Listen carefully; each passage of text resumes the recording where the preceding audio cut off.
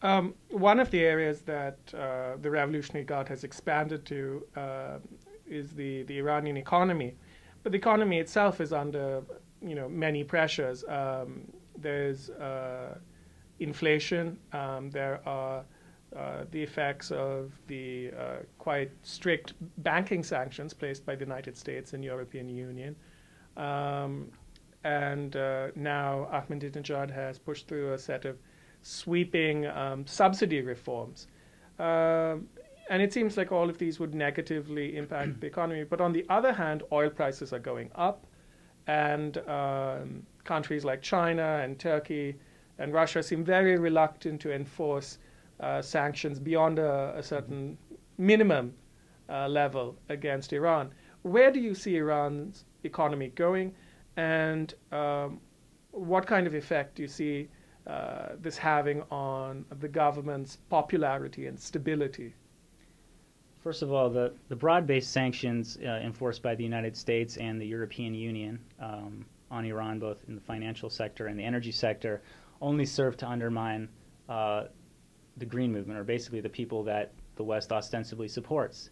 It's kind of a catch-22, where they're trying to punish the regime, but in effect, these sanctions prevent Iranians, innocent Iranians, or Iranians that are affiliated with the regime, from conducting business. At the same time, the Revolutionary Guards and those connected to the regime who have experience and function and benefit from a sanctions regime, from smuggling, are becoming more and more powerful. Along with the subsidy reform, which is going to increase inflation and undermine the middle class's power again, we see the current economic situation continuing to be to the benefit of the people that the West would not like to benefit.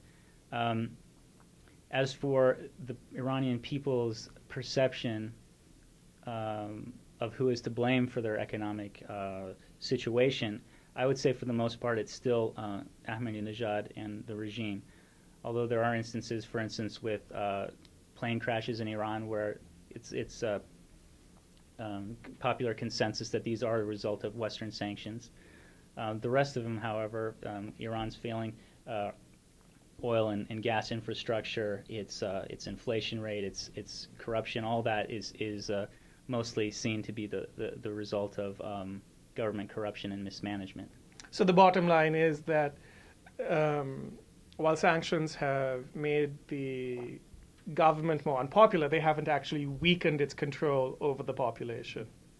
And you also mentioned Russia and China. Yes. It's true that they are dampening the effect that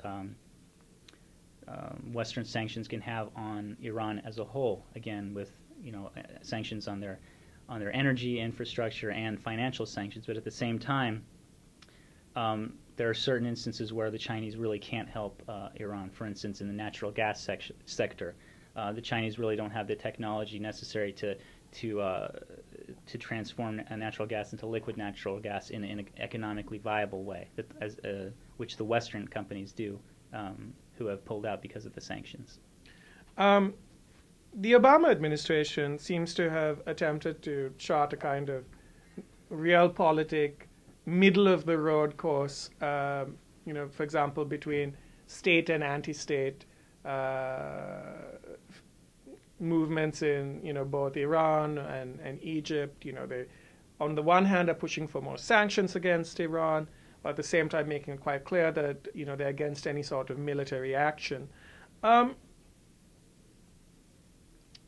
How does the Iranian government seem to take or evaluate the Obama administration after 2 years? How would you describe the tone and substance of their policies and their assessments of the Obama administration? Well, when Obama first came to power, or when he was first elected even, I got the sense that the Iranian regime, the supreme leader, were a little back on their heels, kind of waiting to see what the fallout of that would be. Here you had a minority president with a name that is very evocative in Iran, Barack Hussein Obama. I mean, you can't. Yes, and Hussein too. Yeah, you can't have a better name than that from the Iranian perspective. Right. And so there was definitely a concern that it would be a lot more difficult to demonize the United States with a president that embodied what President Obama did, what President Obama embodied, as well as his rhetoric and his statements that he would be willing to sit down without preconditions with anybody in the world. And I do believe that it did have some type of impact on the sense of euphoria and optimism prior to the 2009 election, getting people out in the streets. You could see in the streets actual people using a lot of the Obama rhetoric, calls for change, and even the use of Facebook and Twitter and these sorts of things. After 2 years, however, the regime, I think, feels a little more confident in their read of him. From their rhetoric, they seem to see him more as a lot more similar to Bush than they originally thought. He's more using just different tactics, but maintaining the same strategy of isolating Iran. Khamenei once used an interesting phrase of saying that, in reference to Obama's inaugural speech, where he said that the United States asking people regimes to unclench their fist, and the United States would have an open hand waiting for them. And he said that Obama had an iron fist hiding under a velvet glove.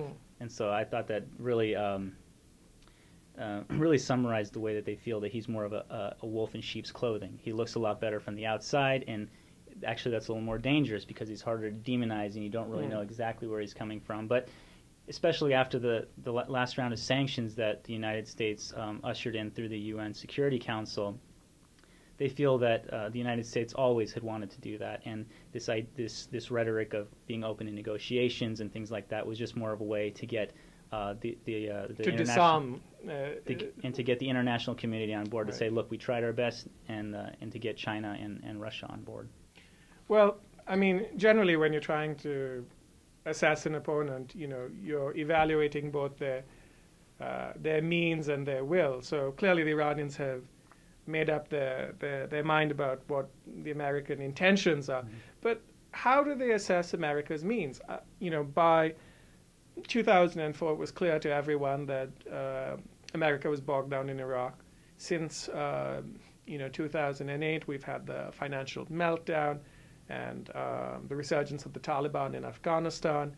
And we've had the emergence of a narrative both in the United States and around the world that America is an empire in decline, and that we're shifting to a new global order, where China and Russia and India and countries like, even Brazil and Turkey count for as much or perhaps even more than the United States. And the Ahmadinejad government in particular seems to have embraced this kind of rhetoric to sort of justify why, confrontation in the United States will pay off. Do they really believe that, America is in decline and they don't really have to worry about America? Well, they definitely have certain means by which they can threaten the United States and levers, points of leverage against them. You deterrence, essentially. Deterrence, and Afghanistan's a big point of that. Still in Iraq, even though as the U.S. Draws down, more and more Iran could see itself as being able to fill in that vacuum. Right. And that's still a real big point of concern on the Obama administration's part. They're increasing power in Lebanon, and of course their threats to close the Strait of Hormuz if there's any type of military action against them, which would of course cause the oil prices to spike around the world. At the same time, I find it hard to believe that they would truly think that the United States is becoming less and less of a threat to them. It still has by far the most powerful military in the world. Still spends way more on its military than any other country.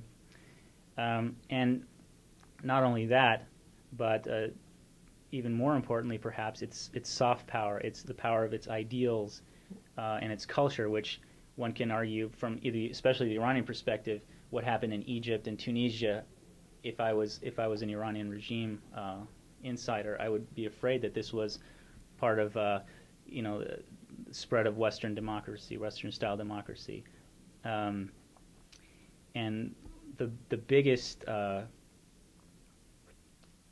the biggest source of evidence for me that they're still seeing the United States or the West as their biggest rival is the priority they've placed on countering the soft war, which they term soft war or Velvet Revolution, which is basically the cultural invasion of Western ideas to undermine their Islamic Republic. So they see this as much of an ideological conflict as a political and geopolitical conflict. Yes, and you can see that in the way that they've reorganized and restructured their security apparatus after the 2009 election, whereas before a lot of their rhetoric and a lot of their statements were directed at defending Iran from outside attack, especially under the Bush administration. Now they've reorganized their focus to internal threats, soft threats that they call cyber threats.